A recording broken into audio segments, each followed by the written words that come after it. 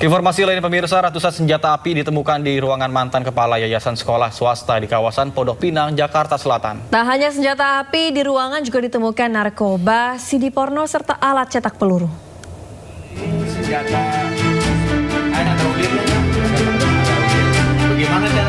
Ratusan senjata api, pistol, serta senapan kaliber 4,5 mm ditemukan polisi dan pihak sekolah dalam ruangan mantan kepala pembina yayasan sekolah swasta di Pondok Pinang, Kebayoran Lama, Jakarta Selatan.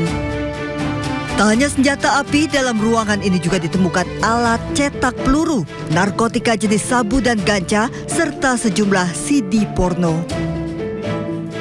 Sekolah meminta pendampingan polisi membuka ruangan yang selama ini tertutup dikunci oleh eks-ketua yayasan untuk digunakan keperluan belajar mengajar. Eks-ketua yayasan sudah dipecat karena penyalahgunaan keuangan.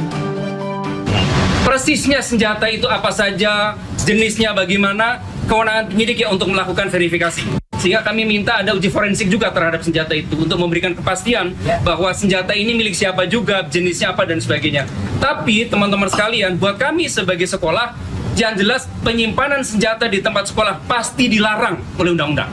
Pasti dilarang, pasti tidak diperbolehkan. Kenapa? Karena senjata api yang ditemukan tersembunyi dan berada di bawah tumpukan barang.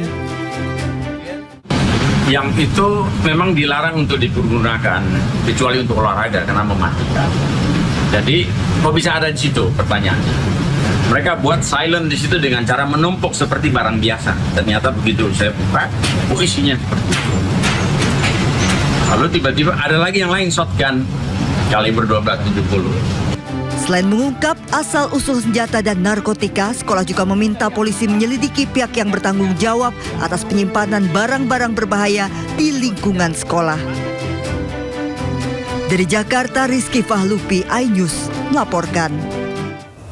Pemirsa, Menteri Koordinator Bidang Politik dan Keamanan RI, Jenderal TNI Purnawirawan Jamari Caniago, tegaskan video unjuk rasa yang beredar belakangan di media sosial itu adalah hoax atau informasi bohong.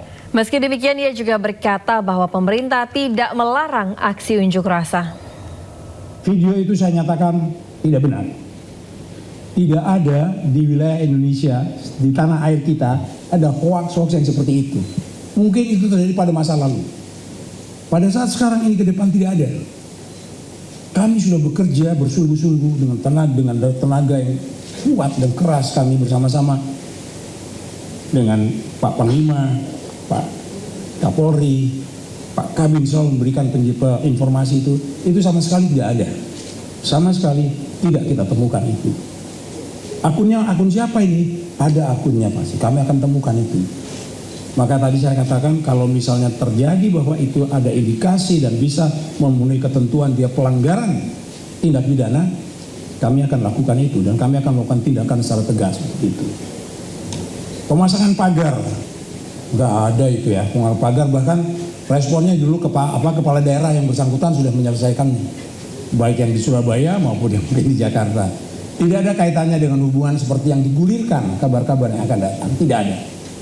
Jadi semuanya itu adalah kepentingan keamanan dari mereka sendiri dan itu pun sudah dianggap tidak memenuhi izin seperti yang dilakukan oleh beberapa tempat. Saya tidak mau menyebutkan mal yang mana ya. Tapi kira-kira pemerintah daerah setempat sudah melakukan penertibannya. Aksi unjuk rasa tidak ada larangannya. Ya tidak ada. Menyampaikan unjuk rasa adalah penyampaian pendapat dari masyarakat. Tidak ada satupun yang melarang untuk itu. Yang dilarang yang tidak diharapkan adalah soal tindakan-tindakan anarkis.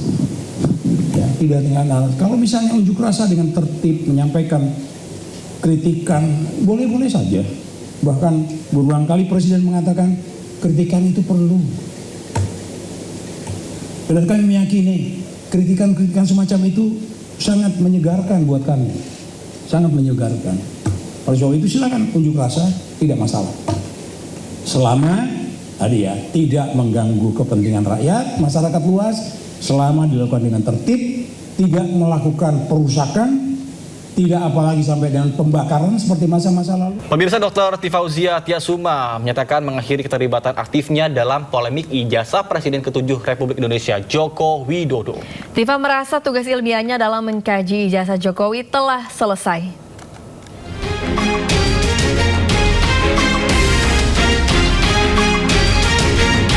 Dr. Tifauzia Tiasuma menyatakan mengakhiri keterlibatan aktifnya dalam polemik ijazah Presiden ke-7 RI Joko Widodo. Dr. Tifa menganggap kajian analitis dan neuropolitika terkait ijazah yang ia lakukan sudah cukup sehingga ia memilih fokus pada bidang keilmuan kesehatan. Ia juga menyatakan tetap bersedia hadir apabila dibutuhkan sebagai saksi ahli dalam proses persidangan berkaitan kasus tersebut. Selama kurang lebih 450 hari juga saya sudah menjadi pelaku hukum di situ. Dalam hal ini saya sebagai saksi, lalu kemudian terlapor, lalu kemudian tersangka, dan pada akhirnya menjadi terdakwa yang alhamdulillah pada tanggal 23 Juli 2026 ya, pada sidang yang sudah terjadi di Pengadilan Negeri Jakarta Timur, saya akan bebas dari segala dakwaan, alhamdulillah wa syukurillah ya.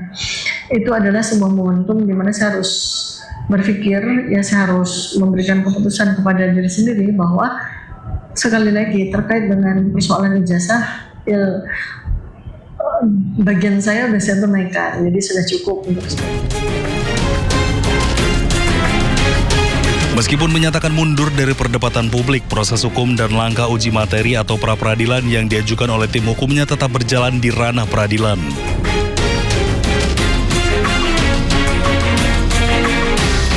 Pemirsa, ex-terdakwa kasus ijazah Joko Widodo, Dr. Tifa, mengaku selesai meneliti ijazah karena tugas utama kajian ilmiahnya sudah selesai. Tugas utama kajian ilmiah Dr. Tifa berfokus pada foto yang ada di ijazah Jokowi dan sudah diterbitkan dalam buku Jokowi's White Paper. Semua tugas saya dalam penelitian terkait dengan ijazah yang dipaparkan oleh Bareskrim tanggal 22 Mei 2025 ini itu sudah selesai. Penelitian saya sekali lagi tepat Agustus tahun 2025 sudah saya bukukan, sudah saya launching dalam bentuk buku Jokowi's White Paper. Domain saya sekali lagi ini saya kan hijrah terkait ya, tapi dengan kan foto. Ya, kan? Jadi domain saya kan di foto ya, dan itu sudah menjadi bukti otentik secara hukum pada CLS Februari 2026. Pemirsa, ratusan atlet dan pelatih peraih medali PON dan Peparnas 2024 menggelar aksi di Pekanbaru. Mereka menuntut pemerintah Provinsi Riau segera membayar sisa bonus prestasi yang menurut mereka hingga kini belum diterima.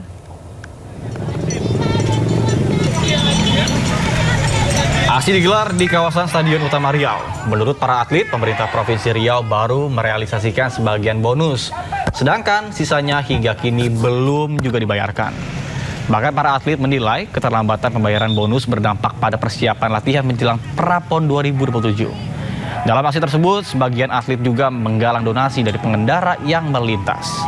Kepala Dinas Kepemudaan dan Olahraga Riau menyatakan pembayaran sisa bonus telah menjadi atensi gubernur dan juga akan direalisasikan setelah ketersediaan anggaran terpenuhi.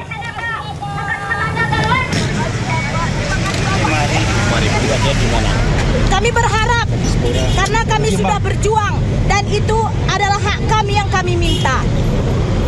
Sudah berapa tahun Kak yang belum? Sudah 2 tahun kami menunggu dan sudah 2 tahun pula kami berdoa terus siang dan malam. Nah, persoalannya kita mungkin kawan-kawan tahu dengan keadaan keuangan kita yang memang tak memungkinkan saat ini. Nah, sehingga ini terjadi penundaan untuk pembayaran. Nah, artinya ini sudah menjadi atensi ya. Tapi kalau uangnya belum ada ya. Pemirsa, seorang pencuri kabel alami luka bakar usai terkena ledakan gardu listrik. Pelaku hanya bisa pasrah saat diseret warga dan diserahkan ke polisi.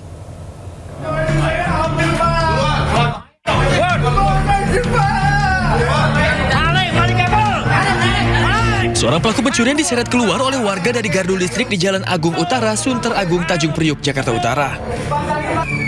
Pelaku tertangkap warga saat berusaha mencuri kabel yang berada di dalam gardu. Aksi pelaku diketahui setelah pelaku yang masuk dari pintu belakang gardu berusaha mencuri kabel dengan gunting besar. Nah, saat menjalankan aksinya terjadi ledakan dari dalam gardu yang membuat tubuh pelaku terbakar. Warga yang melihat peristiwa tersebut kemudian menghubungi petugas. Kayak ada suara orang saya dengar di dalam. Begitu petugas datang, emang ada orang yang masuk. Saya tarik keluar. Dia ketakutan ya. Nggak mau saya tarik kayak gerentin. Berapa orang? Yang ketangkap 1, misalnya sih ada 2 lagi yang kabur.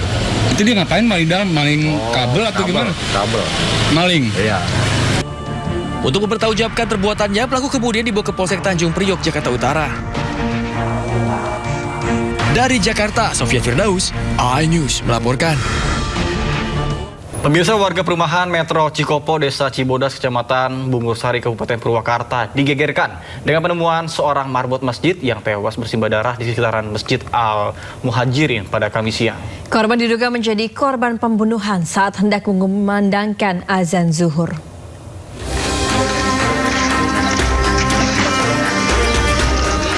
Suasana Masjid Al-Muhajirin di perumahan Metro Cikopo, Desa Cibodas, Kecamatan Bungursari, Kabupaten Purwakarta mendadak dipenuhi petugas kepolisian dan warga setelah ditemukan seorang marbot masjid tewas bersimbah darah. Korban diduga diserang saat hendak mengumandangkan azan zuhur. Hasil pemeriksaan awal, korban mengalami sejumlah luka bacok di tubuhnya yang diduga akibat serangan berulang menggunakan senjata tajam. Dari lokasi kejadian, polisi mengamankan sebilah samurai. Jenazah korban kemudian dievakuasi untuk menjalani visum guna memastikan penyebab kematian dan rincian luka yang dideritanya. Polisi menyebut identitas terduga pelaku sudah dikantongi setelah terekam kamera pengawas di sekitar lokasi. Yang diketahui terjadi pada pukul 12.30. Korban berinisial AS, umur 65 tahun. Ya. Motifnya, Pak? Motif masih kami dalami, untuk pelaku masih sudah terbackup oleh CCTV. Ya. Iya, betul, pada saat kejadian itu suara azan zuhur ya. Untuk korban ini dia marbot masjid atau bagaimana? Betul, pekerjaan korban sementara sebagai marbot masjid. Hingga kini petugas masih memburu pelaku dan memeriksa sejumlah saksi untuk mengetahui kronologi serta motif pembunuhan. Dari Purwakarta, Jawa Barat, Irwan, iNews melaporkan. Pemirsa, polisi membawa tersangka mutilasi di Depok ke lokasi potongan kaki korban yang dibuang. Meski sudah mengerahkan anjing pelacak, pencarian terkendala derasnya arus sungai.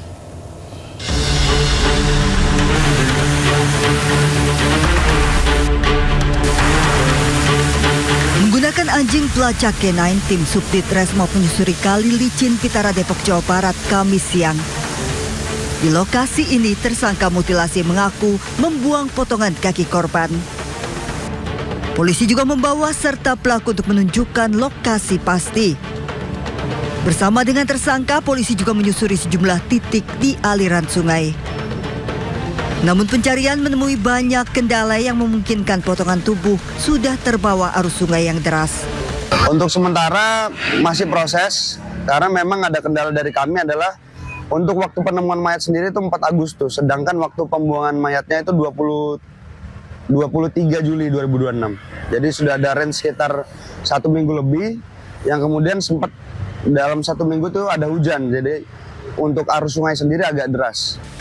Tersangka mutilasi mengaku membuang potongan kaki korban dengan dibungkus plastik hitam setelah lebih dulu membuang tubuh korban di tanah lapang. Dari Depok, Jawa Barat, Iyung Rizky, iNews melaporkan. Pemirsa, usai menggelar sayembara tangkap pelaku begal dapat uang jutaan rupiah, kini Gubernur Jawa Barat Deddy Mulyadi kembali membuat sayembara berburu penjualan obat tramadol dan minuman keras. Deddy Mulyadi pun menjanjikan hadiah bagi warga yang mengunggah toko penjual tramadol dan minuman keras di media sosial. Sekarang ini banyak orang yang jualan tramadol dan warung-warung minuman keras ilegal. Bagi warga Jabar, siapa yang bisa memposting, menceritakan warung-warung tramadol di media sosial, saya akan kasih hadiah juga. Dalam akun media sosialnya, Gubernur Jawa Barat Deddy Mulyadi kembali menggelar sebuah sayembara. Kali ini Deddy Mulyadi akan memberikan hadiah jika warga mengunggah ke media sosial tentang penjualan obat tramadol dan minuman keras di wilayah Jawa Barat. Hal ini dilakukan sebagai bentuk keprihatinan dengan maraknya penjualan obat tramadol dan minuman keras yang berdampak buruk pada kesehatan anak muda. Selain itu, pihak Pemprov Jabar juga akan berkoordinasi dengan Kapolda Jawa Barat untuk memberantas peredaran tramadol di Jawa Barat.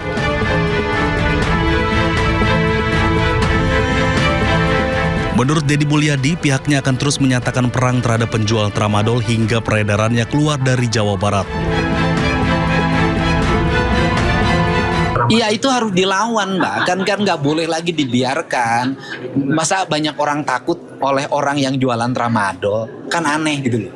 Menurut saya nggak boleh rasa takut lagi. Saya nanti hari Jumat dengan Pak Kapolda akan berkoordinasi dan kemudian nanti gerakannya itu sampai desa dan kelurahan.